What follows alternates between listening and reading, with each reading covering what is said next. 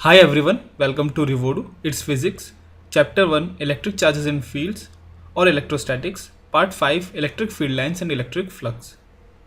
तो पिछले लेक्चर्स में हमने इलेक्ट्रिक फोर्स और इलेक्ट्रिक फील्ड के बारे में पढ़ा था। और जैसे कि आपको पता है कि ये दोनों चीज़ें इलेक्ट्रिक फोर्स और इलेक्ट्रिक फील्ड वैक्यूम में भी एग्जिस्ट करती हैं और हम इलेक्ट्रिक फील्ड को देख नहीं सकते, हम उसके इफ़ेक्ट्स देख सकते हैं। तो जो चीज़ वैक्यूम में भी एग्जिस्ट करती है और जिसे हम देख नहीं सकते, तो उसको समझने के लिए एक उसकी पिक्चर हमारे माइंड में होना ज़रूरी हो जाता है कि वो दिखेगी कैसे। ठीक है, हम उसे विजुलाइज कैसे कर सकते हैं इलेक्ट्रिक फील्ड को, क्योंकि वैक्यूम के अंदर कुछ मैटर नहीं है। एक पॉइंट की इन्फॉर्मेशन दूसरे पॉइंट पे कैसे जा रही है, तो ये इमेजिन करो शुरुआती साइंटिस्ट के लिए कितना डिफ़िकल्ट कॉन्सेप्ट था ग्रास्प करने के लिए। तो उस चीज़ को ईजी बनाने के लिए माइकल फैराडे ने एक टेक्निक दी कि इलेक्ट्रिक फील्ड को विजुलाइज कैसे करें, और वो टेक्निक है इलेक्ट्रिक फील्ड लाइंस। तो इलेक्ट्रिक फील्ड लाइंस के बारे में देखते हैं कि वो हम बनाते कैसे हैं। सपोज ये कोई चार्ज है क्यू, और मैं एक स्मॉल टेस्ट चार्ज ला के रखता हूँ इधर, स्मॉल क्यू। तो आपको पता है कि इस पर फोर्स कहाँ लगेगा, इस पर फोर्स इस डायरेक्शन में लगेगा। अगर ये यूनिट टेस्ट चार्ज है, मतलब अगर ये 1 कूलम है, तो हमें पता है ये इलेक्ट्रिक फील्ड होगी। जो फोर्स होता है वो इलेक्ट्रिक फील्ड होती है यूनिट टेस्ट चार्ज के लिए। सिमिलरली अगर मैं इस चार्ज को अगर मैं यहाँ रखूँ इससे पास, तो थोड़ा सा बड़ा वेक्टर होगा। ठीक है, तो ये इलेक्ट्रिक फील्ड दूसरी हो गई। तो जो ये वेक्टर है इसकी जो लेंथ है ये क्या होती है, मैग्नीट्यूड। लेंथ ऑफ वेक्टर क्या होता है, मैग्नीट्यूड ऑफ दैट वेक्टर। और ये जो एरो है ये डायरेक्शन है। तो अगर बड़ा वेक्टर है इसका मतलब वहाँ पर इलेक्ट्रिक फील्ड की स्ट्रेंथ ज़्यादा है, और छोटा वेक्टर है तो वहाँ पर इलेक्ट्रिक फील्ड की स्ट्रेंथ कम है। सपोज अब मैं चार्ज यहाँ रखता हूँ थोड़ा दूर, तो यहाँ पे इलेक्ट्रिक फोर्स और इलेक्ट्रिक फील्ड इधर लगेगा, इसे बोल दो E3, है ना। सिमिलरली हम हर जगह पर ऐसे ही इलेक्ट्रिक फील्ड निकाल सकते हैं। अगर यहाँ पर रखेंगे तो छोटा एरो होगा क्योंकि दूर है, और डायरेक्शन उसी तरह। पास में है तो बड़ा वेक्टर। ठीक है, सिमिलरली हम बहुत सारे ऐसे वेक्टर्स बना सकते हैं। तो देखो एक वेबसाइट है flashphysics.org, आप वहाँ जाकर ये थोड़ा सा देख सकते हैं। ये सिमुलेशन एक सॉफ्टवेयर है। तो देखो अगर मैं किसी भी पॉइंट पे जा रहा हूँ, अगर मैं पास जाऊँगा तो बड़ा वेक्टर मतलब इलेक्ट्रिक फील्ड की स्ट्रेंथ ज़्यादा है। अब मैं माउस को इधर लेकर आऊँ तो देखो ज़्यादा, और अगर मैं जितना दूर जाऊँगा ये एरो की लेंथ छोटी होती रहेगी, मतलब वहाँ मैग्नीट्यूड कम होता है। ठीक है, तो यहाँ से आप देख सकते हैं किस तरह इलेक्ट्रिक फील्ड वेरी कर रही है। ओके, अगर हम ये सारे वेक्टर बना दें तो वो कुछ इस तरह बनेंगे। तो देखिए हम जितना पास में हैं वहाँ पर वेक्टर उतने बड़े हैं, मतलब स्ट्रेंथ ज़्यादा है, और जितना दूर गए वेक्टर्स छोटे होते गए, मतलब वहाँ पर इलेक्ट्रिक फील्ड की स्ट्रेंथ कम है। तो इलेक्ट्रिक फील्ड लाइंस के लिए फैराडे ने क्या बोला कि ये भी जो वेक्टर्स है ना जो सेम डायरेक्शन में है उन सबको ज्वाइन कर दो। किस तरह, जैसे एक वेक्टर सपोज यहाँ पर है और एक इसके आगे इधर है। अगर मैं इन सबको ज्वाइन कर दूँ, मतलब एक का हेड और एक का टेल हम दोनों को कंबाइन कर दें, इसको जोड़ दें और इसको जोड़ दें, तो क्या होगा, इन तीनों की जगह एक सिंपल स्ट्रेट लाइन आ जाएगी। तो अगर हम सारे वेक्टर्स को इस तरह जोड़ दें तो देखिए ऐसे सारी लाइंस बन जाएंगी। ठीक है, इन्हीं लाइंस को हम बोलते हैं इलेक्ट्रिक फील्ड लाइंस।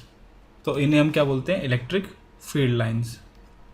वैसे एक्चुअली में जो ओरिजिनल नाम था जो माइकल फैराडे ने दिया था वो था फोर्स लाइंस। तो अगर हम ये उसी सॉफ्टवेयर में देखें तो किस तरह दिखेगी। अगर हम दोबारा ये लाइंस बनाएं तो देखिए चार्ज से सारे लाइंस ऐसे निकल रहे हैं, इन्हें हम बोलेंगे फील्ड लाइंस। तो क्वेश्चन ये आता है कि जब हम वेक्टर्स बना रहे थे तो हमारे पास ये वेक्टर्स को देख के एक इन्फॉर्मेशन थी कि यहाँ पर इलेक्ट्रिक फील्ड स्ट्रेंथ ज़्यादा है और यहाँ पर कम है, क्योंकि ये एरो जो वेक्टर है मतलब ये बड़ा है और ये जो वेक्टर है इसका लेंथ कम है। लेकिन जब हम फील्ड लाइंस बनाते हैं, ठीक है, तो वो इन्फॉर्मेशन हमारी चली गई। अब हम नहीं कह सकते कि यहाँ पर फील्ड, मतलब देख कर नहीं कह सकते कि यहाँ पर हमारी इलेक्ट्रिक फील्ड स्ट्रेंथ ज़्यादा है और इधर कम है। क्योंकि यहाँ पर अब एक सिंगल लाइन है और पहले हमारे पास बहुत सारे वेक्टर्स थे वेरिंग लेंथ के, तो जिसकी लेंथ ज़्यादा थी हम बोलते हैं कि यहाँ पर इलेक्ट्रिक फील्ड ज़्यादा है। तो यहाँ पर अगर हम इलेक्ट्रिक फील्ड नहीं बता पा रहे कि स्ट्रेंथ क्या है, तो फिर फ़ायदा ही क्या है ये फील्ड लाइंस बनाने का। तो हम लाइंस को देखकर भी इलेक्ट्रिक फील्ड स्ट्रेंथ बता सकते हैं। कैसे?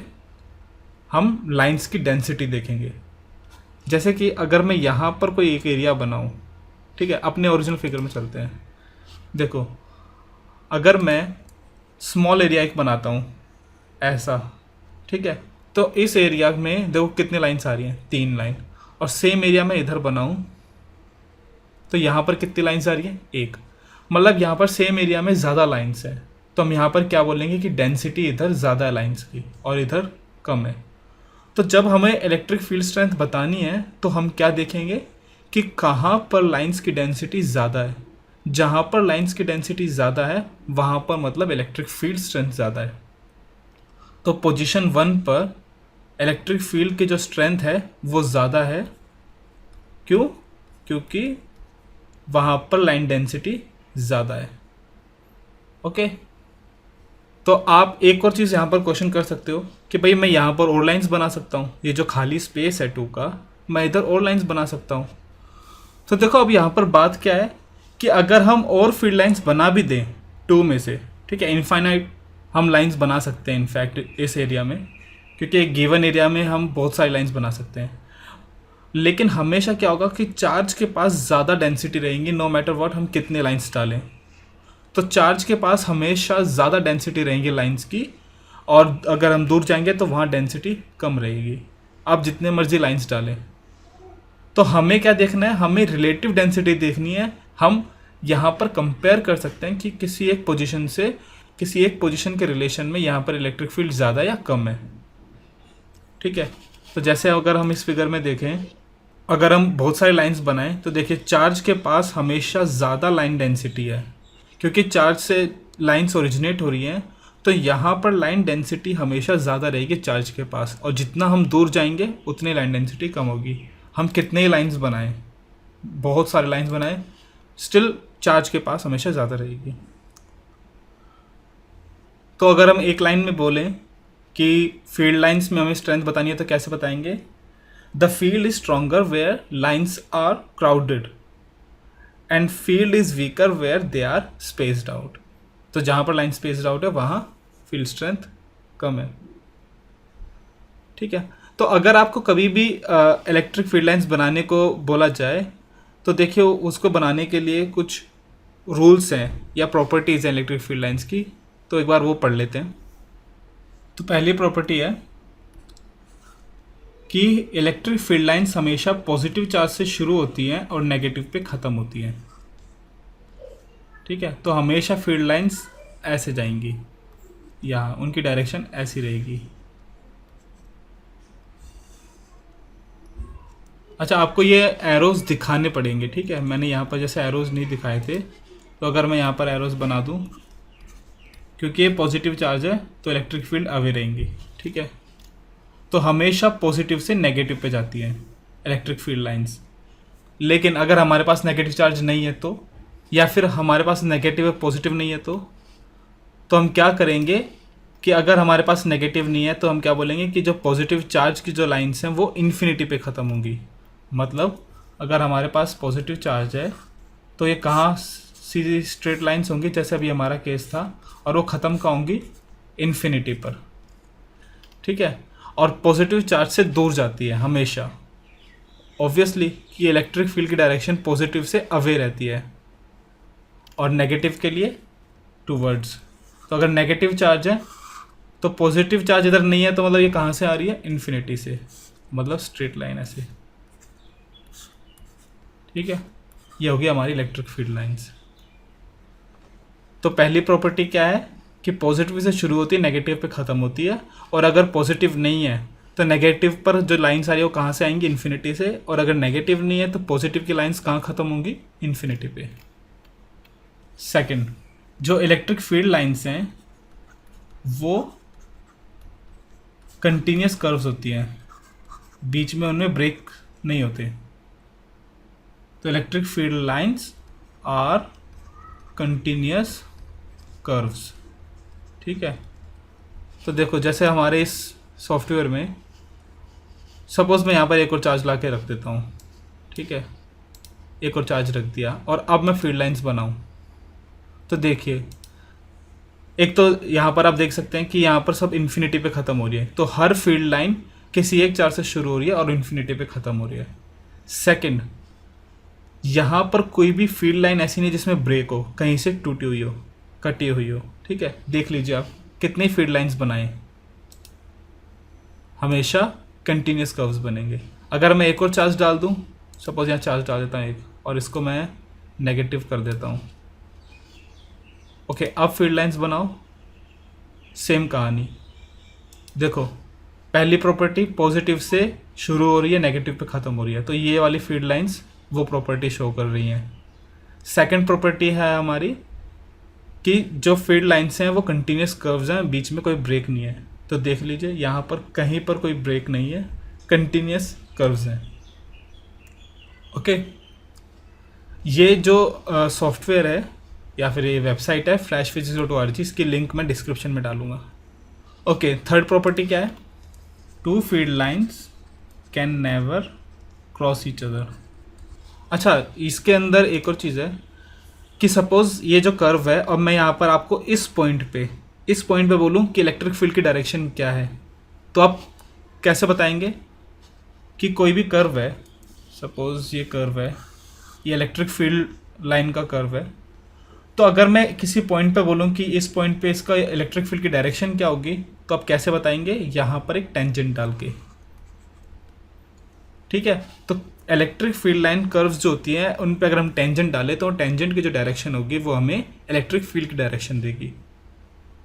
तो जब हमारे शुरुआती केसेस में जैसे यहाँ पर एक की चार्ज है तो एक स्ट्रेट लाइंस होती हैं हमारी फील्ड लाइंस, तो यहाँ पर जो टेंजेंट आएगी वो लाइन नहीं आएगी, तो डायरेक्शन यही रहेगी।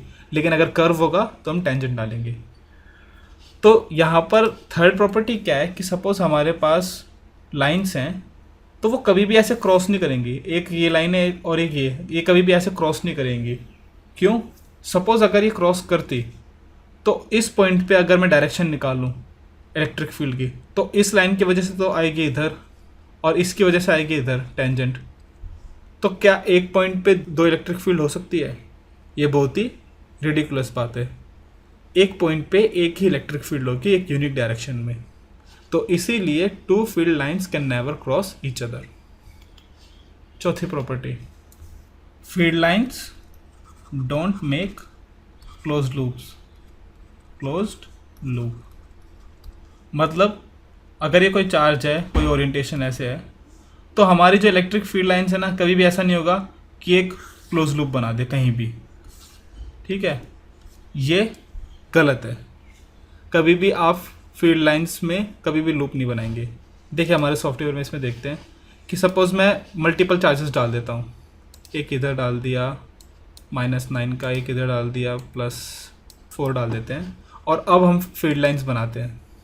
ठीक है, तो देखिए सारी प्रॉपर्टीज़ हम अब लाइन बाय लाइन बनाते हैं।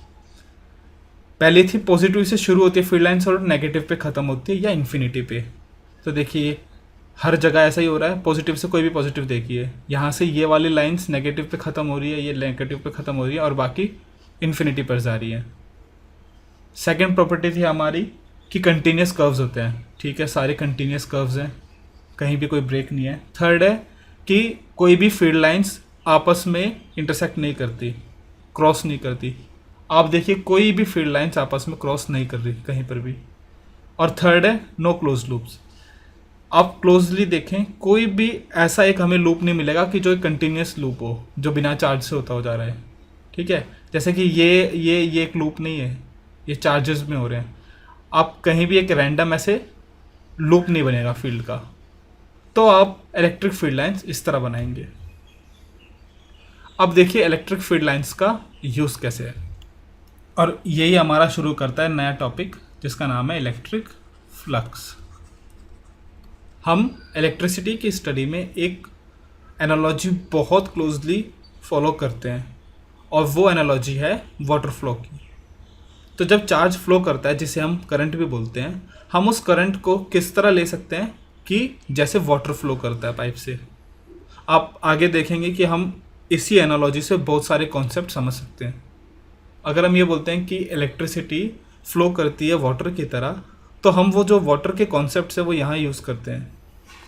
तो जैसे कि अगर आपने पढ़ा होगा 11th क्लास में कि सपोज़ ये पाइप है एरिया ए का, ठीक है, और यहाँ पर वाटर v से जा रहा है, वेलोसिटी v। तो अगर मैं यहाँ बोलूँ कि इस क्रॉस सेक्शन से कितना लीटर ऑफ वाटर फ्लो कर रहा है पर सेकंड में, या लीटर छोड़िए, ऐसा यूनिट से बताओ, मीटर क्यूब पर सेकंड, मतलब वॉल्यूम फ्लो रेट कितना है। तो अगर हमें ये बताना है तो हम कैसे बताते हैं। तो सपोज़ यहाँ पर पानी का एक सिलेंडर ले लेते हैं जो ऐसे फ्लो कर रहा है, ठीक है, उसका भी क्रॉस सेक्शन एरिया है ए। ये एक इमेजिनरी सिलेंडर वाटर का लिया और इसकी जो लेंथ है वो है डेल्टा एक्स। तो ये वॉल्यूम सपोज 1 सेकंड में अंदर जा रहा है, तो ये वॉल्यूम कितना हो गया, volume area into delta X, area into length हो गई सिलेंडर, ठीक है।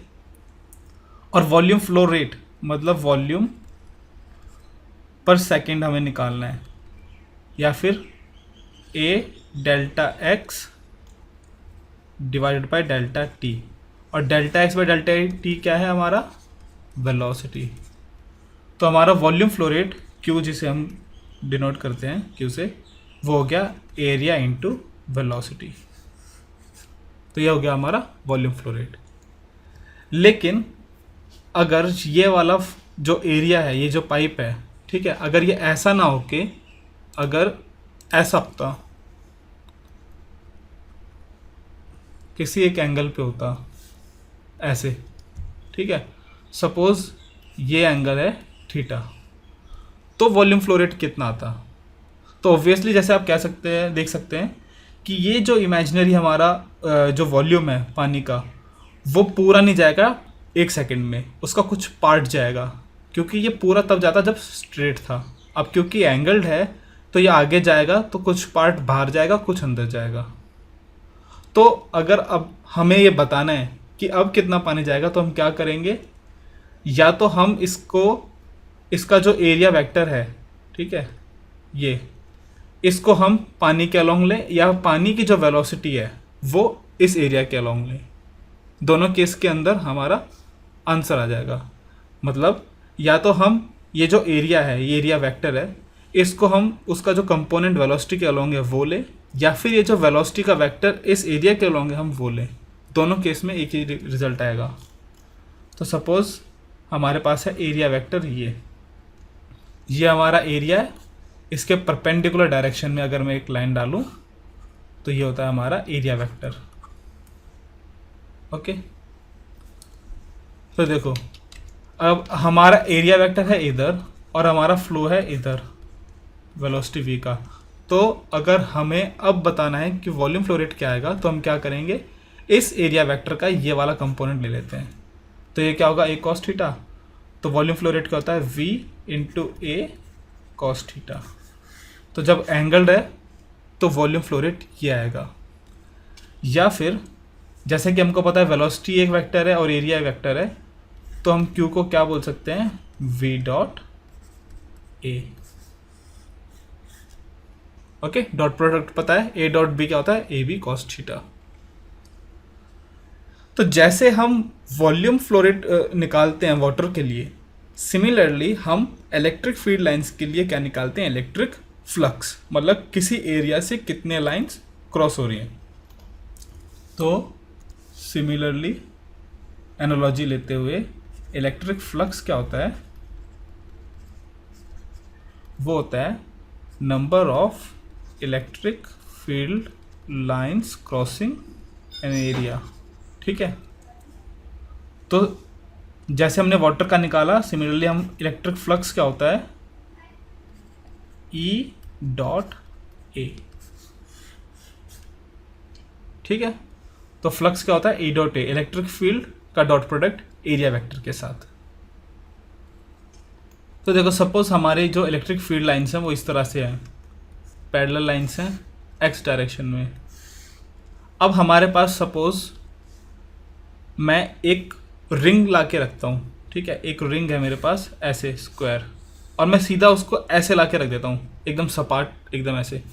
तो बताओ इस एरिया में से कोई लाइन क्रॉस हो रही है? नहीं हो रही। अंदर से क्रॉस नहीं हो रही, इसमें से कोई लाइन नहीं जा रही इस बीच में जगह में से। अब हम क्या करेंगे, इसको टेढ़ा कर देंगे, ठीक है। सपोज मैंने 30 डिग्री से घुमा दिया, तो अब हमारा ये कैसा दिखेगा? इस तरीके से, ठीक है। अब क्या होगा, अब इसमें से कुछ लाइंस क्रॉस हो रही हैं, ठीक है।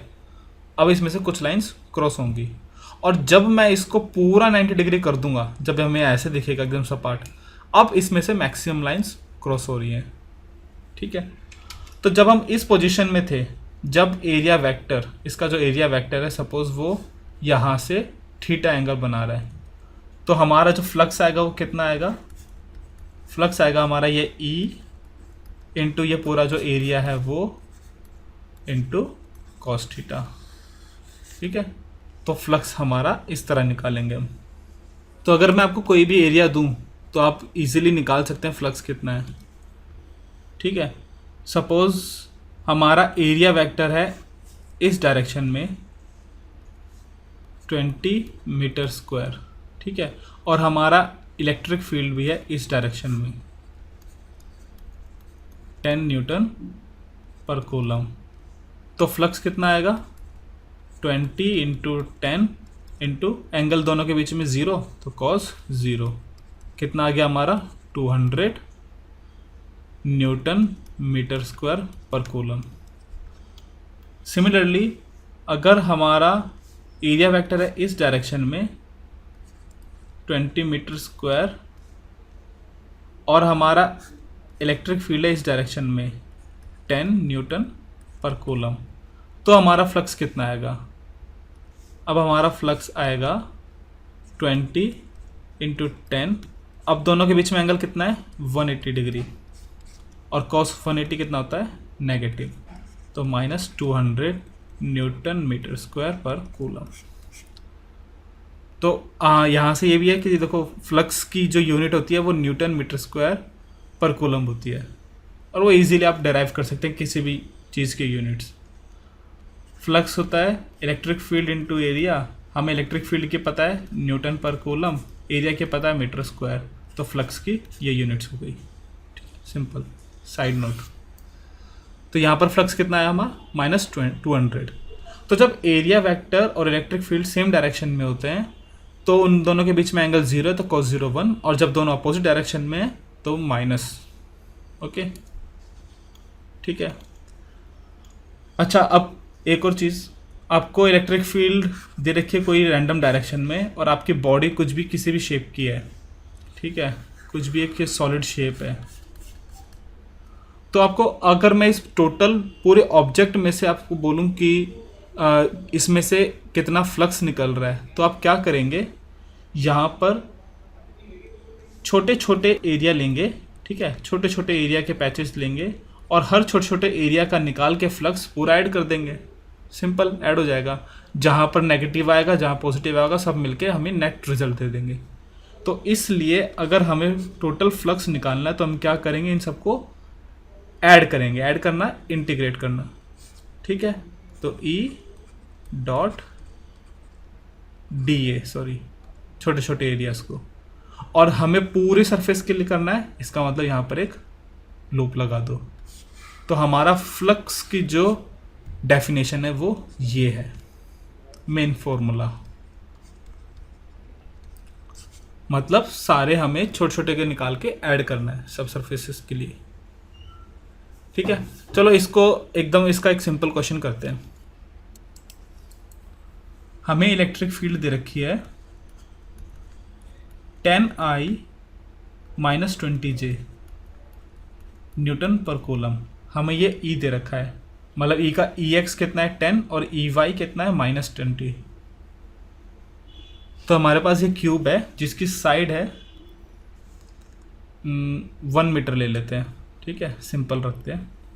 1 मीटर की साइड है और हमसे पूछा जा रहा है कि फ्लक्स निकालो। 1 नहीं, चलो 4 लेते हैं, 4 मीटर। 4 मीटर की साइड है और हमसे पूछा रहा है कि इस पूरे सरफेस में से, मतलब इस पूरे क्यूब में से फ्लक्स कितना आ रहा है। ये XYZ में रखा हुआ है, ठीक है। तो सपोज़ ये वाला हमारा हो गया Y बोल देते हैं इसको, ये Y है और ये X है और यहाँ बाहर की तरफ जो आ रहा है वो Z है। हम सब सरफेस को नाम दे देते हैं। ये है 1 एरिया, ये 2, ये टॉप वाला 3, ये लेफ़्ट वाला 4, ये सामने वाला है 5 और ये पीछे वाला है 6। सामने वाला 5, पीछे वाला 6। तो A2 वेक्टर कहाँ होगा? पॉजिटिव आई में। और A4 वेक्टर कहाँ होगा? नेगेटिव आई में। सिमिलरली A1 वेक्टर कहाँ होगा? नेगेटिव वाई में। और A3 वेक्टर कहाँ होगा? पॉजिटिव वाई में। A5 वेक्टर कहाँ होगा? पॉजिटिव Z बाहर की तरफ। और A6 वेक्टर कहाँ होगा? पीछे की तरफ, मतलब नेगेटिव Z। तो हमारा फ्लक्स अगर हमें निकालना है, ठीक है, तो फ्लक्स निकालना है तो हम सबको ऐड करेंगे, जैसे कि इस फॉर्मूले से हमने पता किया कि सबको ऐड करना है। तो flux through 1 surface, flux through 2, सबको ऐड कर दो, प्लस फ्लक्स 5 प्लस फ्लक्स 6। तो पहले हम फ्लक्स थ्रू 1 निकालते हैं। हमारा E कितना है? 10I - 20J। तो E डॉट एरिया वेक्टर है ना, तो पहले E कितना है? 10I - 20J डॉट एरिया कितना आएगा? 4 × 4 16। सबका मैग्नीट्यूड तो सेम रहेगा एरिया का। यहाँ पर A1 कितना है? -16J है ना। तो फ्लक्स थ्रू 1 कितना आ गया? 320 न्यूटन मीटर स्क्वायर पर coulomb. Similarly flux through second surface क्या आएगा हमारा? ये है 16I, तो 10I - 20J इंटू 16I, ये कितना आएगा हमारा? 160 newton metre square coulomb. 5-3 third से। अच्छा, यहाँ पर अब एरिया वेक्टर ऊपर की तरफ है, ठीक है, तो 16 प्लस J, तो 10I - 20J प्लस 16J, तो ये हमारा कितना आएगा? -320 न्यूटन मीटर स्क्वायर पर कूलम। सिमिलरली 5-4 कितना आएगा? 10I - 20J, ये -16I है, तो -160 कि अब Z वाला देखो, E5 और E6 सॉरी 5 और 5 दोनों 0 हैं, क्योंकि एरिया वेक्टर जो है वो हमारा Z डायरेक्शन में, और Z डायरेक्शन में कोई भी इलेक्ट्रिक फील्ड नहीं है, तो ऑब्वियसली कोई फील्ड लाइन वहाँ से क्रॉस नहीं करेंगी, तो 0 फ्लक्स। तो नेट फाई कितना आया हमारा? फाइनल 0। तो ये लेक्चर यहीं ख़त्म होता है, ठीक है। इसमें इतना ही था। फ्लक्स में बस इतना याद रखना, ये वाला फॉर्मूला, डॉट प्रोडक्ट निकालते हैं और हमें सारे एरिया वेक्टर, मतलब सारे छोटे छोटे एरिया लेके उन सब का डॉट प्रोडक्ट निकाल के उन सबको ऐड करना है। इस फॉर्मूले का मतलब ये है। तो फ्लक्स ऐसे निकालते हैं, E डॉट A, बस इतना याद रखिए। और होपफुली फील्ड लाइन समझ में आ गई होंगी कैसे बनानी है, ठीक है। सो हम नेक्स्ट लेक्चर में पढ़ेंगे इलेक्ट्रिक डाइपोल, और इलेक्ट्रिक डाइपोल की वजह से इलेक्ट्रिक फील्ड कितनी आती है और इलेक्ट्रिक फील्ड में वो किस तरह बिहेव करता है डाइपोल, ठीक है। ओके, अगर आपको कहीं भी लगे कि मैं कुछ चीज़ें छोड़ रहा हूँ या फिर मैं जंप कर रहा हूँ, तो प्लीज़ आप कमेंट करें और मैं उन पर बिल्कुल ध्यान दूंगा कि कोई चीज़ छूटे ना, या फिर मैं जल्दी तो नहीं जा रहा, ठीक है। So guys, thanks for watching, please come back for more videos and please like, share and subscribe. Thank you.